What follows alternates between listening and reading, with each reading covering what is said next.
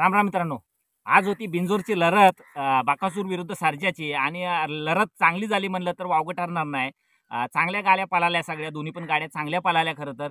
पण आपला सगळ्यांचा कालीज सप्तहिंद केसरी बकासूरनं ही लढत जिंकलेली आहे मित्रांनो. खरं तर बकासूरची गाडी पण चांगली पळाली आणि सर्जाची गाडी पण चांगली पळाली. म्हणजे बकासूरच्या संगतीला पहिला जो होता तो गुलूचा होता आणि त्याच्या जे सर्जा होता जोडीला त्याच्याबरोबर पण तिथलाच कुठला तरी एक पायरा होता. चांगली गाड्या पळाल्या दोन्ही पण. आणि अगदी निकाल घासून ठासून झाला म्हणलं तर वावगं ठरणार नाही. चांगला निकाल झाला आणि या निकालामध्ये खरं तर बकासूरनं आपलं अस्तित्व कायम ठेवलं आणि जिंकली ही शर्यत खरं तर. चांगला झाला एक म्हणजे लढत चांगली झाली, मैत्रीपूर्ण लढत होती. वावगं ठरणार नाही. दोन्ही गाड्या चांगल्या पळाल्या. नाही जमणार. मित्रांनो खरं तर तिकडची भाषा आपल्याला जमणार नाही. ही आपली घाटावरची भाषा म्हणजे घाटावरचीच भाषा खरं तर. मित्रांनो लय चांगली लढत झाली. इतक्या दिवसापासून सगळ्या बैलगाड्या शौकीनांना ज्या लढतीची आतुरता होती ती लढत आज पार पडली आणि मित्रांनो निकाल काहीही लागला असाल म्हणजे आज सप्तहिंद केसरी बकासूर जरी जिंकला असेल तर सर्जा पण ताकदीनं पळाला. त्यामुळं बकासूरचं गुरुचंही अभिनंदन आणि तेवढंच अभिनंदन सर्जा आणि त्याच्याबरोबर जो बी पायरा होता त्याचं पण अभिनंदन. कारण चांगली लढत झाली दोन्हीच्या मध्ये आणि अगदी घासाघासीत आणि टाकाटाकीत निकाल झाला. एकंदरीत जेवढ्याही गोंड्याची शर्यत असेल काय असेल तो सगळा तिथला पण मजा जी आपल्या घाटावरच्या शर्यतीला येते ना ती मजा तिथं आली नाही.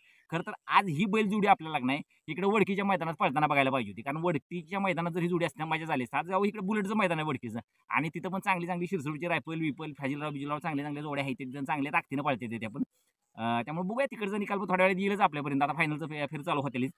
पण ही जोडी जर इकडे असती तर अजून मजा आली असती. कारण काय होते की बिनजोडच्या लढती असतात चांगल्या म्हणजे तिकडे पैशाचा भला मोठा एक बाजार आहे तिकडे आणि त्यामुळे तिथं लढती चांगल्या रांगते द्या सगळं होते. पण जी मजा घाटावरच्या 3 फेऱ्याच्या शर्यती येते ना ती तिकडे येतच नाही. म्हणजे एकतर कधी गाडी सुटणार आहे ती पण कळत नाही, काय कालवा सगळं काहीच कळत नाही. फक्त लढत झाली एवढं कळतं आणि निकाल का आपल्या हातात येतं एवढंच कळतं फक्त बाकी काय कळत नाही बघा. हरकत नाही पण एकंदरीत आज बकासूरनं जी लढत दिली त्याबद्दल बकासूरचं अभिनंदन आणि तेवढंच अभिनंदन सर्जाचं पण. आणि फक्त सगळ्या बैलगाड्या शौकीनांना एवढीच अपेक्षा आहे की ही लढत जी होती ती मैत्रीपूर्ण लढत होती. त्यामुळं याच्याबद्दल कुठंही अपशब्द बोलू नये आणि या सगळ्यांनी एक आनंदाने एक मैत्रीपूर्ण लढत होती, प्रेक्षणीय लढत होती. याचा एक थोडं आनंदाने घ्यायचं एवढंच एक विनंती करतं. आणि रामराम इकडचा निकाल आला वडकीचा की आपण बोलूयाच आपल्या घाटावरच्या स्टाईलवर. कारण ही स्टाईल काय आपल्याला जमणार नाही. एक असाच प्रयत्न केला आणि जमणार पण नाही.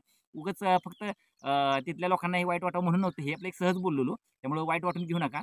आणि एकंदरीत आता ज्या इकडचा जो वडकीचं मैदान आहे ती पण सकाळपासून जे झालं एकदम पारदर्शक म्हणजे आजच्या घडीला सगळ्यात जी चांगली मैदानं भरतात ना त्यातलं जे वडकीचं मैदान आहे. कारण एक नंबर मैदानं भरता तिथं आता आपण बघायला गेलं तर.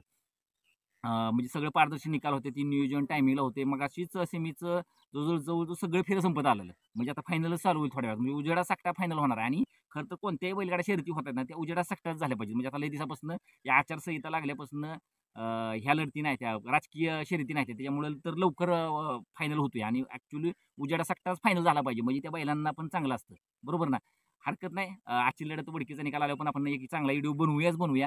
तोपर्यंत ही जी आजची स्पर्धा झाली त्याबद्दल कुणीही म्हणजे आक्षेपार्ह बोलू नये. कारण बकासूर पण आपलाच आहे आणि सर्जा पण आपलाच आहे.